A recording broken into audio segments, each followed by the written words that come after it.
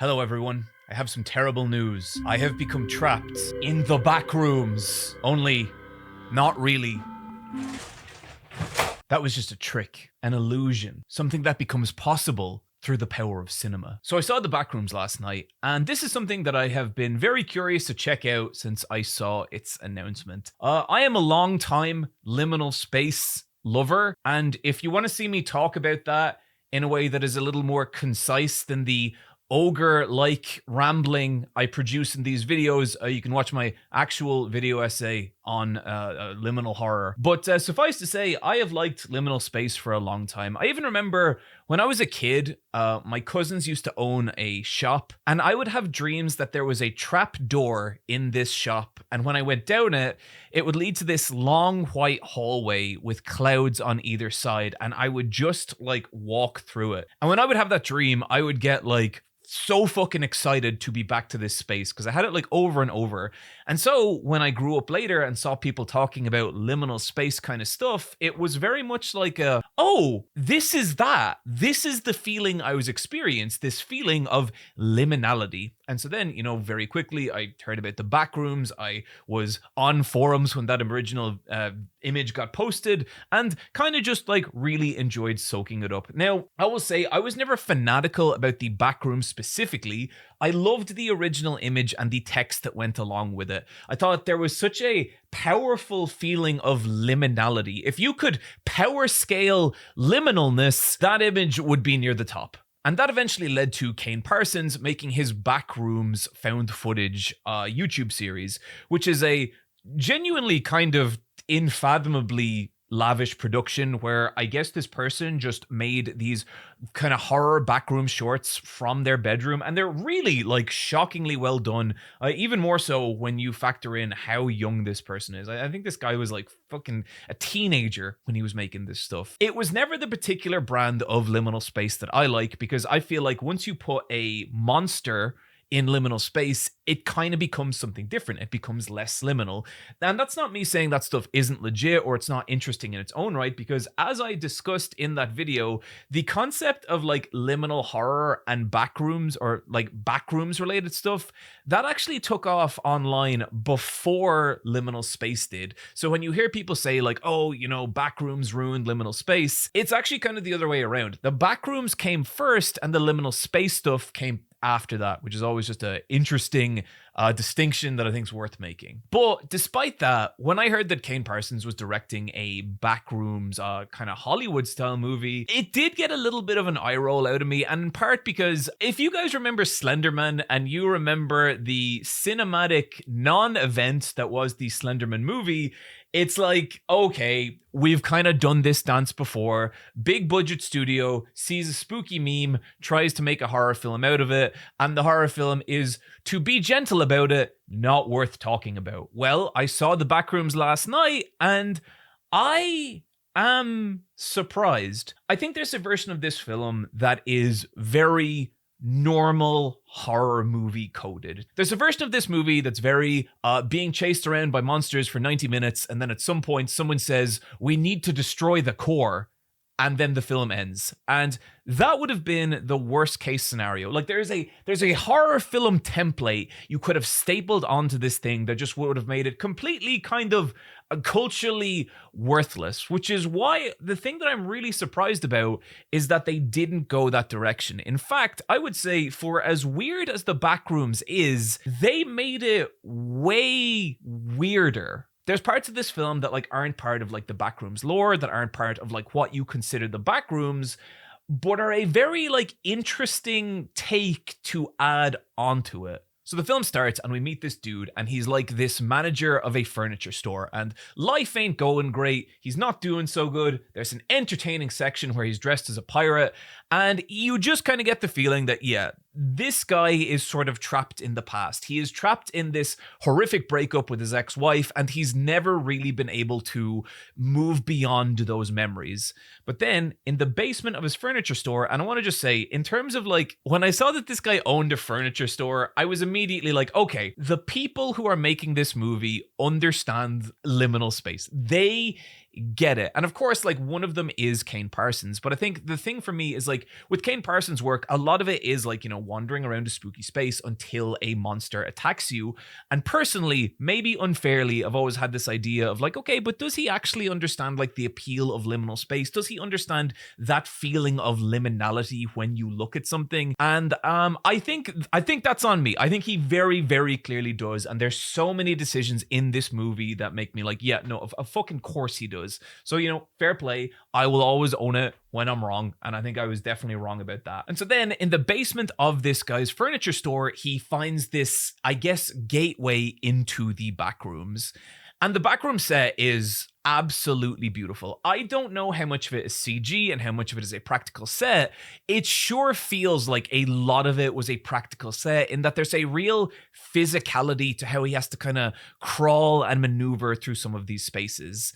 And I was really just engaged by this. And it wasn't just the actual set itself, it was the shot composition, it was the soundtrack, it was how sound is used to evoke this ethereal, empty loneliness, but also like kind of a peaceful solitude as well, in a way that like I really, really appreciated.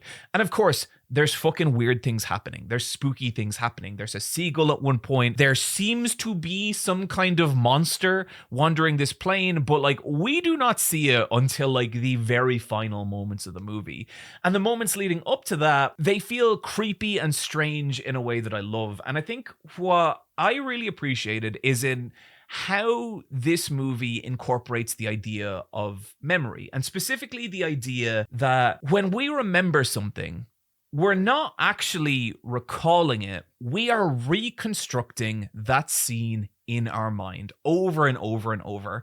And the studies kind of show that every time you remember something, you alter it like a little bit, like maybe like 1%, And so the things that you are so sure you remember, a lot of the times they don't actually happen like you think they did, especially from long ago. And like if you've lived long enough, you've had that experience. I've had that experience where like I have seen definitive proof where something isn't the way that I remember. One of the weirdest ones for me, and this still drives me fucking crazy. I watched The Sopranos when I was a teenager, and then I didn't watch it for like 10 or 15 years. And in that time, I fabricated an entirely fictional Sopranos character in that show who's not in the fucking show. I remember his hairstyle. I remember his like personality. I remember the way he died. He got like a meat cleaver to the face. I've seen Sopranos like 7 times since then. He's not in the fucking show. I don't know what I was remembering. Anyway, that's kind of an aside. But basically, what the Backrooms is, it is a space that does that. It's a space that like kind of captures these human like memories or objects or things, and it reconstructs them wrong. And I think the idea is the deeper something ventures into the Backrooms, or the more it touches it, the more it gets remembered and repeated, but like the more fucked up it gets. And I don't really want to give away too many of the things, but I think specifically what the movie does with that idea is how it draws a lot of its horror, and particularly in its depiction of people. And here's the thing, like I have been, I would say, into liminal space stuff for a long time. I've like been tangentially into a lot of backroom stuff. I've kind of done a few wiki dives. I think that stuff's fun. I've never seen that specific take on that being what the Backrooms is, but I think it fits beautifully.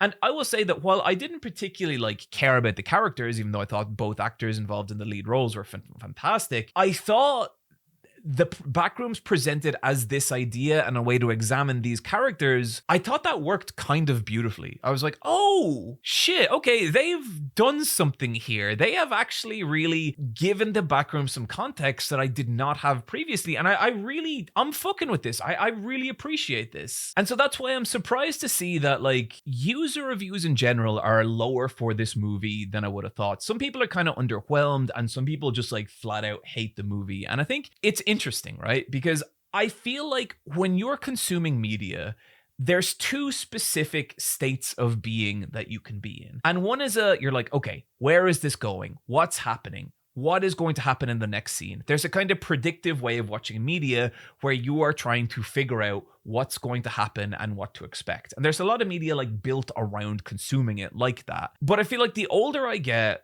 the more I nearly want to go completely neutral, head empty watching media. And I'm not saying like turn your brain off. It's more you are trying to be in the moment with the media. You are trying to experience it as it happens. And when you try and like approach media like this, you become way more susceptible to like a film's atmosphere, the kind of subtle emotions of the film, and like trying to feel what the film is conveying as opposed to understanding what the plot is about.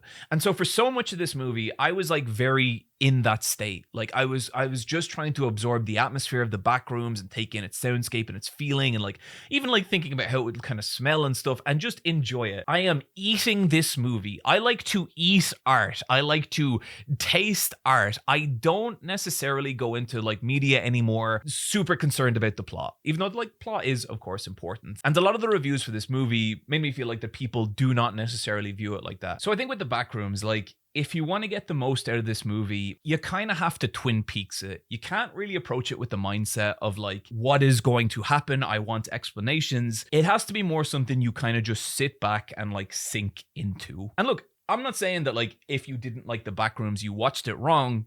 This is just like my advice for enjoying films like this, because a lot of the criticisms around the movie are it's too slow, it's like nothing happens, kind of all this sort of stuff, which I really feel like the filmmakers kind of made the film they wanted to make, and they wanted to incorporate as much of that like liminality as they could. Liminality is such a specific thing and such a specific feeling that I don't really necessarily get a lot of it from this movie in the same way I would if I just went and looked at a bunch of liminal space photographs or did something else that I'll talk about at the end of this video. But I can see why they did everything they did, and I think it's less a case of should they have done it and more a case of it's either going to resonate with you or it's not. And I just think trying to turn off the part of your brain that's trying to figure out what's happening and just trying to be in the film emotionally.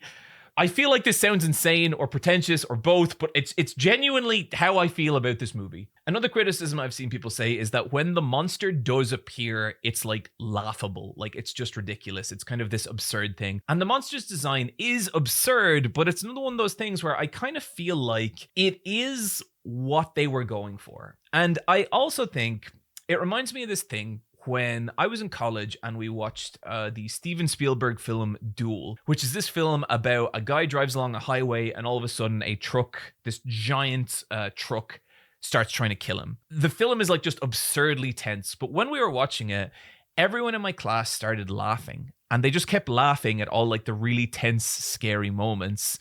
And afterwards they were all like, that was such a stupid movie. But I think what kind of like casual horror people don't understand sometimes is like there is such a thin line between absurdity and horror. There's such a thin line between something making you laugh and making you scream. I always think of the moment from The Shining when you see that one bit where the guy in the teddy bear costume is sucking another dude's dick. And it is absolutely the center point between horror and absurd. Like you don't know whether to laugh and scream. That's because those two emotions are not opposite. They are next to each other. So I think the absurdity of the monster's design is intentional. And there is a lot you can read into what the monster kind of represents from there. Now that said, look, if people don't fuck with the movie, they don't fuck with the movie. I don't think people are ever wrong for not enjoying something. I really did, though. I kind of loved this movie, and it was so much better than I hoped it would be, and met so much of like my own kind of desire for this movie. But in so many ways, like this is a liminal space movie about being trapped in your memories. This was a movie made for me. If you know my tastes, if you know what I love and the things that like really get me, there was so much of it in this movie. And like the depictions of the Backrooms as this horrifying space where memories get distorted over and over and over and over. Mwah! Chef's kiss. Beautiful. Loved it. I did have one problem with the movie, and this is less so a problem with the movie and more so, I guess, how it's credited, in that, like, at the end of the movie, it says, this film is based on the Kane Parsons series. And look, I get it. Kane Parsons, huge part of, like, the Backrooms online, and I can appreciate that, but there's a lot of imagery in this movie that is pulled from other liminal space videos, other liminal space scenes. And take one of them is the pool rooms, which was, the pool rooms is this whole other thing, which was inspired by the Backrooms, But again, Kane Parsons didn't create the Backrooms, he created this version of the Backrooms. And the Pool Rooms is actually created by a different artist called Jared Pike. Jared Pike, who then, these images went everywhere. And the Pool Rooms is my favorite version of like this kind of liminal space backroom style stuff. I absolutely fucking adore the Pool Rooms and the way it makes me feel. It's if I was to put the Pool Rooms on the liminal horror power scale, it's just slightly above the Backrooms. There is a moment in this film where they enter the Pool Rooms, and as an aside, one of my favorite things about this movie was all the different liminal environments that it cycled your way through, and some of them felt really peaceful, while some, like the Christmas one, felt fucking horrifying, and I loved that. But I don't think it's right to say that this is all based on the series by Jared Pike, both in the fact that, he didn't invent the Backrooms, and also that it's pulling from a lot of different sources. I did a search on the credits and I couldn't see Jared Pike's name anywhere on it, and I just felt like that was worth calling out because the Pool Rooms are absolutely fucking phenomenal. And I'm not saying this in a way as like, oh, they've plagiarized this thing or anything like that. I understand the nature of internet horror in that it gets regurgitated again and again and again, and it does get like complicated. But I did genuinely think that Jared Pike deserved the credit. That's it. I'm not like super upset about it. I did think it was worth saying. But I guess on that note, I think one of the reasons I'm so excited about the Backrooms is I feel like the Backrooms is one of the first real Hollywood attempts to take this internet horror, this very specific kind of horror that was incubated for like a decade online, that grew and got weirder and developed all these different tendrils. It's the first example of a film taking that and really doing it in like an interesting and cool way. And that's good because I think like horror by definition has to be fucking weird. Horror needs to be strange and experimental, and it needs to push boundaries in a way. And the internet is an amazing place for people to do that, be it through webcomics, be it through short films, be it through all these different kind of things. The reason internet horror is such a thing is because the internet itself is such a great place to incubate new, different, and strange horror, and then let it grow through communities in a way exactly like it did with liminal space. And now I feel we have this really great representation of that in a movie, and that just fucking makes me happy. As someone who wrote a book basically about internet horror, by the way, my fake video games book is back in stock over on HoloPress. You can go buy it. You don't have to, but you can. I'm also writing another book that's very different, but also on the subject of internet horror, and I'm really excited for people to see that. But yeah, as someone who kind of like commentates and also kind of creates internet horror, I loved this movie. It really made me so happy to see. And before I go, I do just, if you do want to experience more like liminality and get a really like good impression of what it can be, I want to recommend a game called The Complex Found Footage. And this is kind of one of those Backrooms games, but the thing about it is that it's not cheap.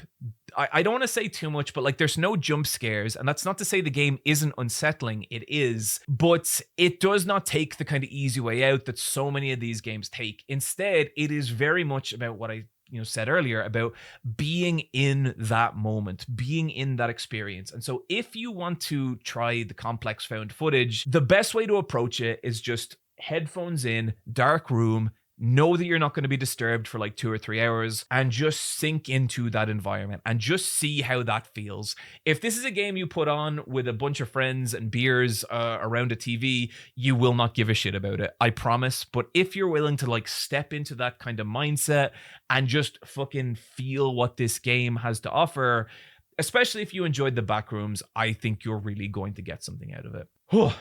Okay, till next time.